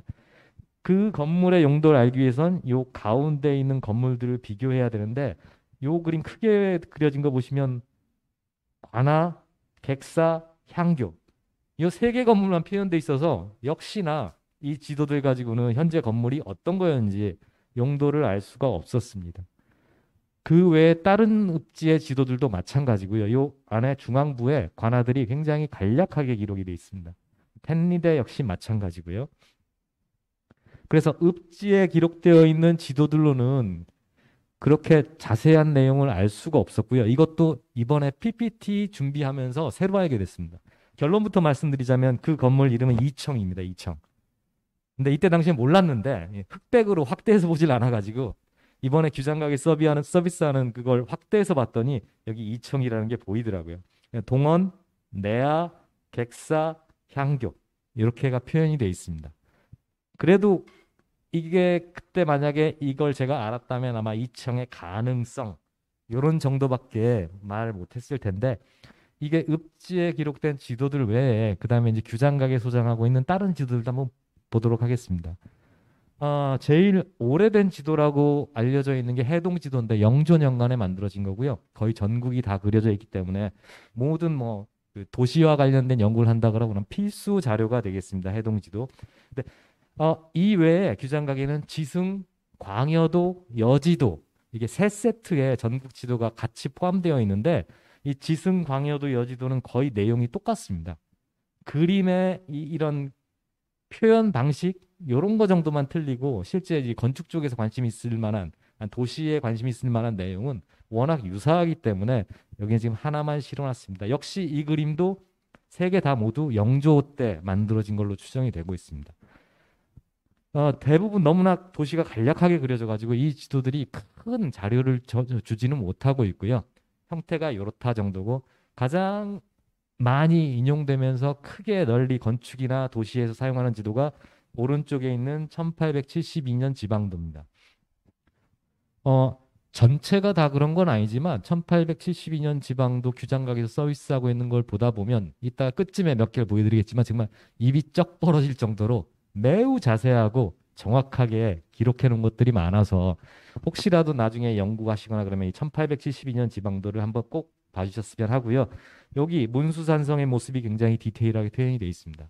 다음 여기가 통진에 대한 건데 이게 관아가 있고요. 객사가 있고 향교가 있고 여기 창고가 표현된 게 또 다른 모습입니다. 그래도 여기 이쯤에 있는 그 건물은 역시 이 지도에도 표현이 안 돼 있고요. 이렇게 하다가 우연히 지도 하나를 발견하게 됐어요. 먼저 나오네요. 1872년 지방도 중에 여기 지금 세병관이 있는 통영지도입니다. 굉장히 자세하게 묘사가 되어 있고요. 이 지도들은 저희 규장각 사이트에서 다 누구나 다 검색하셔서 볼 수 있습니다. 다음에 여기 이제 평안도 안주인데요. 안주 이건 지금 중간 부분만 보여드리는 거고 전체 지도는 훨씬 크게 되어 있고요. 여기가 이야, 여기가 객사고요. 여기가 병영이고요. 아까 잠깐 넘어갔는데 그 고궁박물관 소장 읍지를 보다 보니까 저희가 예를 들어 굉장히 큰 도시들 전주라든지 아니면 뭐 청주 아니면 뭐 이런 큰 도시들 있지 않습니까? 가명.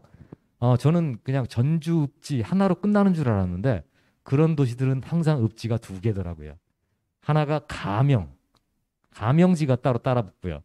병영이 있으면 병영지, 수영이 있으면 수영지 이렇게 해서 두 개가 세트로 돼 있고 가명지에는 오로지 가명에 관련된 것들만 기록이 되기도 하고 그 다음에 읍지에는 만약 전주다 그럼 전주에 관련된 것만 기록하기 좀 미안했는지 가명 간략하게 기술하고 이런 방법으로 해서 그런 대도시들은 읍지가 하나가 아니라 두 개씩 세트로 구성이 돼 있더라고요. 그래서 저희가 규장각에 가서 뭐 전주 읍지 이렇게 검색하면 가명지나 이런 것들은 다 빠지게 되는 거죠. 그래서 아까 그 고궁박물관 소장 읍지 같은 경우 전체 세트로 다 공개가 돼 있기 때문에 거기 보다 보시면 순서대로 보면 두 개가 같이 나올 거예요. 그런 것들이 좀 도움이 되겠다 해서 제가 오늘 발표하는 내용은 워낙 간략한 거라 그냥 중간중간에 이렇게 제가 최근에 봤던 것들 좀 설명하는 걸로 해서 시간을 맞출 생각입니다. 여기는 병영이 있던 곳입니다. 안주에. 여기 굉장히 큰 병영이 위치하고 있었고 여기가 이제 목사가 근무하는 데고요. 가운데 객사가 있고 이게 이제 여기 굉장히 유명한 누각인데 갑자기 백상루. 예. 6.25 사변 때 불타버렸는데 그 고적도보나 이런 데는 다 사진이 남아 있습니다. 그래서 1871년 2년 지방도에 가끔가다 이렇게 굉장히 자세하게 도시를 묘사한 것들이 있어가지고 이런 걸 모아서 또 연구를 하면 이제 도시사 아니면 뭐 건축사에 대한 좀 자료들이 좀 풍부해지지 않을까 해서 가지고 나와봤습니다. 요건 순창이네요. 이따가 순창의 다른 지도를 보여드리려다 보니까 제가 여기다 넣었나 봅니다. 가운데 동원부터 굉장히 자세하게 그려져 있습니다. 그러다가 용역이 거의 끝나갈 때쯤에 정말 천운인지 우연인지 요 지도를 발견한 거고요. 요 지도가 오늘 심포지엄 발표의 주제라고 할 수 있습니다. 국립중앙도서관에 어디 숨어 있는 지도 같이 무슨 고지도라는 이름으로 되어 있는 건데 그 안에 한 8장 정도의 지도가 같이 붙어 있다고 합니다. 그중에 우연찮게 여기 통진지도가 포함이 돼 있어서 요 중앙 부분 지금 이게 남북이 바뀌었거든요, 이게.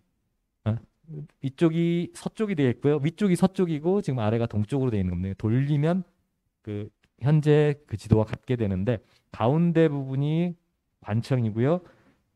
오른쪽에 있는 부분이 문수산성, 이쪽에 있는 게 덕포진에 대한 모습이 그려져 있는 모습입니다. 좀 더 확대하면 가운데 중앙에 그 관아들 모습이 굉장히 자세히 그려져 있습니다. 여기 관아, 내야, 여기 그 객사, 향교, 오른쪽은 아까 사창 잠깐 나왔는데 창고 건물이 매우 자세하게 그려져 있고 각각 건물들이 몇 칸인지가 다 기록이 돼 있습니다. 그래서 아까 보셨던 읍지 중에 굉장히 자세한 읍지, 거기에 기록된 것과 이 지도에 기록되어 있는 것들을 이제 비교를 할 예정입니다. 자, 그 읍지의 객사가 14칸이라고 돼 있었는데 이 지도에는 분진관이라고 해서 분진관이 대청이 6칸이고 동서 익랑이 각각 4칸이라고 돼 있습니다. 그래서 이건 좀 객사 중에 좀 독특한 형태가 될 텐데 4칸짜리니까 도리통 2칸, 양통 2칸에서 좀 짧게 끝나는 좀 독특한 객사의 형태였을 것 같습니다. 이게 칸수가 전체에 맞아 들어가고요. 내산문이 빠져 있습니다. 객사 영역은. 다음 이제 내야 구역 보여드리면 내야가 16칸이라고 그랬는데 역시 기록과 똑같습니다. 문이 빠져 있고요. 책실이 3칸이라고 돼 있고 여기 책실이 3칸으로 기록되어 있습니다. 행랑이 3칸이고 행랑이 4칸인데 여기 한 칸의 차이를 보이고 있습니다. 이런 거 좀 너그럽게 좀 용서를 해줘도 되지 않을까 싶고요. 혹시 책실이 나와서 그러는데 제가 지금까지 책실이 뭔지를 몰랐었습니다. 이게. 그러다가 어젯밤에 알아내가지고 오늘 심포지움을 위해서 한번 찾아볼까 하다가 찾았는데 저는 저기에 대체 무슨 책을 보관하길래 각 관아의 내야에는 거의 대부분 책실이 있습니다. 뭔가 해서 봤더니 책실이 책 보관하는 것이 아니고요. 그 수령을 보좌하는 비서, 개인적으로 데리고 다니는 비서가 책실이랍니다. 그래서 그 사람이 근무하는 곳이 책실이 되는 거고 그 사람이 잠자는 곳이 책실인 거라 이 책실이 책을 보관하는 데가 아니었더라고요. 아니나 다를까 이 바깥에 어떤 동네는 호적고 이런 게 따로 있거든요. 그럼 여기에 어떤 책을 보관했는지 굉장히 궁금했는데 그런 용도로 굉장히 가깝게 위치하고 있었던 거였더라고요. 그 외에도 앞으로 몇 개 건물들이 나오겠지만 저도 자세히 아직 내용을 모르는 것들이 꽤 있습니다. 관아. 다음 여기 이제 동원이고요. 그다음 관노청 그 외 건물들도 전부 다 일치하고 있습니다. 그 바깥의 건물입니다. 바깥의 건물들도 다 사이즈가 거의 다 맞아 들어가고요. 이렇게 하나씩 틀리는 경우는 있습니다. 요게 이제 아직 그 건축사 쪽에서 창고에 대한 연구가 그렇게 많이 진행되진 않았는데 엄청난 거대한 창고들이 각 지방에 만들어져 있더라고요. 북한 산성이나 이런 데도 남아있는 창고 유적 보면 뭐 30칸, 40칸짜리 건물들이 그냥 만들어져 있더라고요. 역시 여기에도 26칸짜리 창고가 있었고 여기가 이제 근무하는 대청이 있고요. 양쪽에 군사들이 입번하는 그런 방들이 만들어져 있습니다. 시간도 많이 지난 것 같아서 결론부터 말씀드리자면 이 건물입니다. 아까 구글어스에서 잠깐 보셨지만 다른 건물들은 다 좌향이 남향을 하고 있는데 하나만 약간 삐뚤어진 건물이 있었는데 역시 그림에도 그렇게 삐뚤어지게 그려져 있습니다. 근데 이 지도에 이청이라고 그려져 있습니다. 이청이고 14칸이라고 그려져 있습니다. 근데 아까 그 읍지에는 이게 빠져 있고 요것과 요걸 합해 가지고 작청이라고 해서 21칸으로 기록이 돼 있었기 때문에 요 기록만으로는 요 건물이 이청인지 작청인지 이런 걸 구분하기 어려웠고요. 요 건물입니다. 요 건물. 요 건물. 기존에 연구했던 문헌들을 보니까 이거 넘어가도록. 다른 분이 연구한 거 보니까 이청이나 작청이나 아전청이나 전부 다 같은 이름이다라고 돼 있더라고요. 그러니까 작청이 이청이고 이청이 아전청이고. 예? 근데 그거는 조금 좀 이 그림과 읍지를 비교했을 때는 분명 칸수의 차이가 있었거든요. 그렇기 때문에 작청은 좀 큰 개념인 것 같고 그 안에 2호 예병형 공들이 어떤 지역에는 뭐 그 형방이 따로 있고 형방청 따로 있고 뭐 호방청 따로 있고 이런 지역이 있기 때문에 떨어져 나가고 전문적으로 이건 아마 이방 정도가 쓰던 그런 건물이 아닐까. 이게 아직 사학 쪽이나 이런 데서 많이 연구가 안 돼 있습니다. 작청과 이청이 같다라고만 얘기하지 작청 안에 이청이 포함되는 개념일 것 같은 걸 여기서 저는 좀 느꼈는데 그래서 이 건물을 작청이라고 부르지 않고 이 지도에 쓰여진 대로 이청이라고 이름을 붙인 거였습니다. 이제는 그때 당시에 봤던 그때 뭐 뒤에 덧붙여져 있고 여러 건물들이 있던 거 다 철거하고 어떻게 해서 복원이 됐나. 사실 복원은 저는 관여를 안 했고요. 복원 계획만 관여를 했었습니다. 요거는 후대에 증축된 거로 판단되기 때문에 헐어 없애는 걸로 결론이 났고요. 그다음 여기 보시면 칸막이가 있는데 여기 대들보가 지나고 안에 퇴나 이런 게 전혀 없고 다른 상황과 다른 이제 주변 상황과 해봤을 때 여기는 아마 대청이었을 것이다 라고 해서 현재도 여기 대청으로 복원이 됐습니다.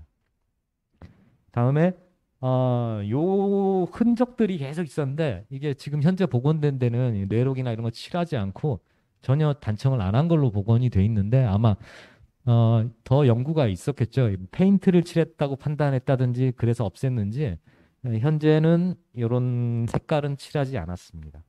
다음 안쪽에 천장 안쪽에 이렇게 초각이 있어서 요 반자도 아마 후대에 만들어진 것일 것이다 하고 해서 제거가 된 거고요. 다음 이쪽인데 이쪽은 이제 퇴칸이 있지 않습니까? 여기가 대청 영역이고 여기가 퇴칸 영역이고 그다음 대들보가 지나가는데 요 밑에 그랭이질 떠가지고 상인방이 딱 들어간 게 있어서 저 그랭이질 떠서 만든 상인방은 원형이겠구나 생각한 거고요. 이제 다음 거 보시면 요 아래입니다. 이 건물 이 부분들인데 이 부분들에 귀틀을 꽂았던 흔적이 딱 있어가지고 여기 대청이었구나 라는 걸 확정짓고 이렇게 복원이 됐습니다. 다음 이 벽체 부분은 명확하지 않은데 그때 당시에 가려져 있었는데 아마 통행할 수 있게 창호로 막혀져 있었을 것이다 해서 그렇게 복원이 됐습니다.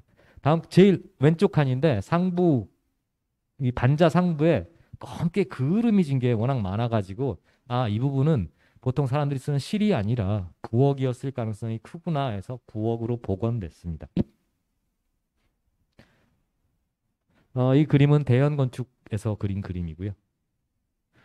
이거는 이제 좀 다른 이게 정확하진 않습니다. 그 안내판에 이렇게 써 있는데 여러 읍지에 이때 1869년에 백낙선이라는 사람이 와가지고 전체 관할을 다 중수했다라는 기록이 있어서 이때 중수한 건 거의 확실한 건데 아까 보셨지만 건물의 초각이나 이런 공포 짜임새라든지 초각 내놓은 게 이 시대와는 조금 차이가 있는 거 보여서 이게 처음 통진이란 지역에 크게 도움이 만들어진 건 숙종 때니까 아마 그때 꽤 계속 이어져서 오는 건물이 아닐까라고 추정이 됐습니다.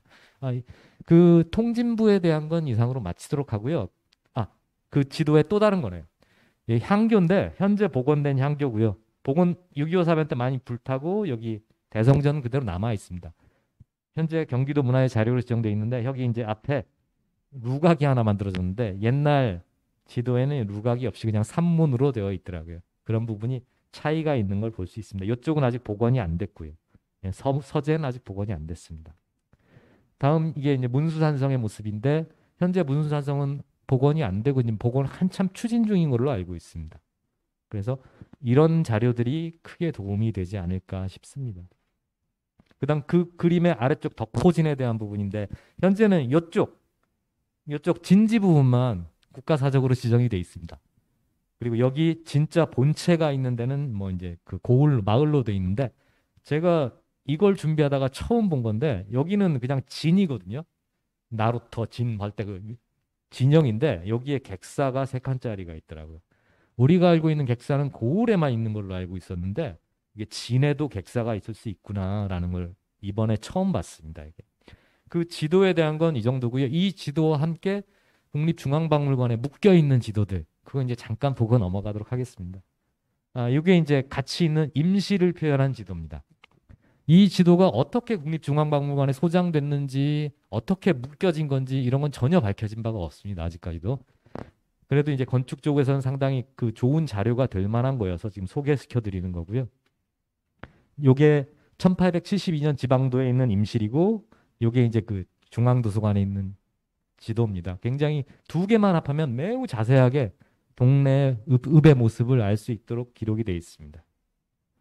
요거는 순창 지역인데요. 순창에 현재 객사가 남아 있습니다. 네, 순창의 그림 아까 보셨던 대로 굉장히 자세하게 비교해서 하면 그 도시의 모습을 어느 정도 알 수 있는 그런 지도입니다. 다음 요게 이제 황주고요. 북한에 있는 황주에 대한 그림인데 이 그림 황주 그림은 규장각에 있는 다른 그림들도 상당히 자세하게 기록이 돼 있어서 비교하면 황주에 대한 것도 좀 많이 알 수 있지 않을까. 이게 규장각의 황주 그림입니다. 역시 황주에도 병영이 있던 도시입니다. 정말 뜬금없게 그 8장 묶여 있다는 지도에 이렇게 낮은 도시계획 지도가 들어가 있습니다.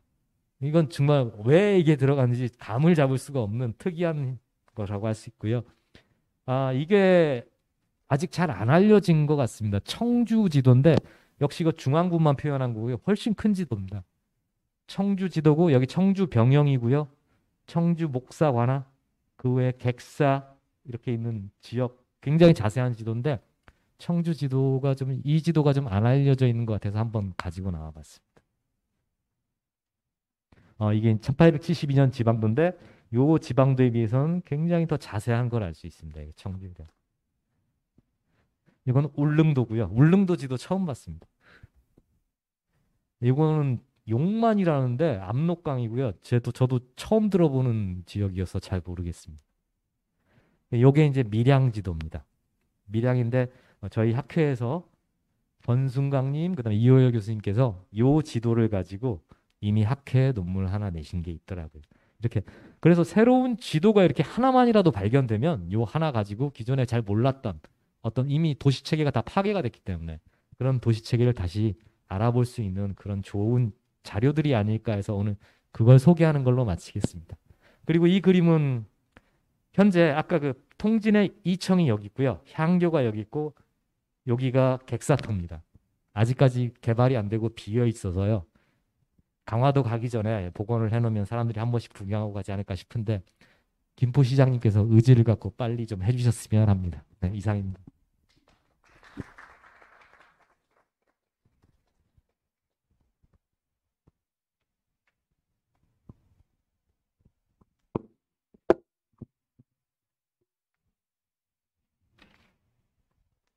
네, 감사합니다. 앞서서 3분의 발표가 있었고 저희 원래 오늘 시간 스케줄이 이제 다들 시간을 잘 지켜주셔가지고요. 원래 3시 10분까지 휴식 시간이 있습니다. 그래서 시간이 조금씩 남았지만 원래 스케줄대로 3시 10분까지 휴식을 취하시고 다음 3시 10분부터 4번째 발표 이어가도록 하겠습니다.